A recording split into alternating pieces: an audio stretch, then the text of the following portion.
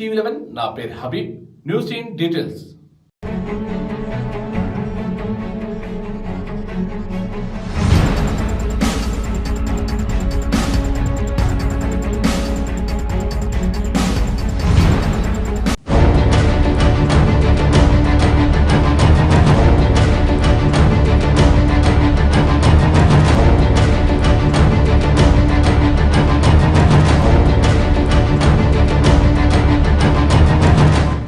చోరీలకు దొంగలు కొత్త మార్గాలు వెతుక్కుంటున్నారు.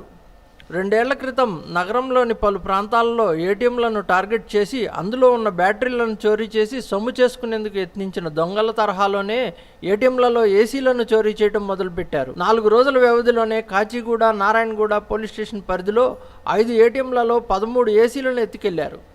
ఏసీ చోరీల పథకం రూపొందించిన దొంగలు పక్కా వ్యూహంతోనే ఎవరికి ఎలాంటి అనుమానం రాకుండా వ్యవహరించారు. చోరీలకు ముందు ఏటీఎం పరిసర ప్రాంతాల్లో సీసీ కెమెరాలు పనిచేస్తున్నాయో లేదో కూడా రెక్కి నిర్వహించారు. ఏసీలు రిపేర్ చేసే టెక్నీషియన్స్ మాదిరిగా ఏటీఎంలలోకి వచ్చి వాటిని దర్జాగా వాహనాలలో తీసుకెళ్లినట్లు తెలుస్తోంది. సీసీ కెమెరాలలో వారి ముఖాలు కనిపించకుండా దొంగలు జాగ్రత్త పడినట్లు తెలుస్తుంది. ఓ ప్రధాన బ్యాంకు చెందిన ఏటీఎంలలో అసలు సీసీ కెమెరాలే లేవని ముందుగానే రెక్కి వేసి మరీ నిర్ధారించుకొని తాపీగా చోరీకి పాల్పడినట్లు తెలుస్తోంది. మెయిన్ రోడ్లలో ఉన్న వివిధ కెమెరాల దృశ్యాలను పరిశీలించిన పోలీసులు ఎట్టకేలకు దొంగలను గుర్తించినట్లు తెలుస్తుంది. వారిని అదుపులోనికి తీసుకొని విచారిస్తున్నట్లు సమాచారం. చోరీ చేసిన యంత్రాలను వారి నుండి రికవరీ చేసిన తర్వాత వారిని మీడియా ముందు ప్రవేశపెట్టే అవకాశాలు ఉన్నట్లు తెలుస్తుంది. ఈ ఘటనల ద్వారా ఏటీఎంల భద్రత మరోసారి ప్రశ్నార్థకంగా మారింది.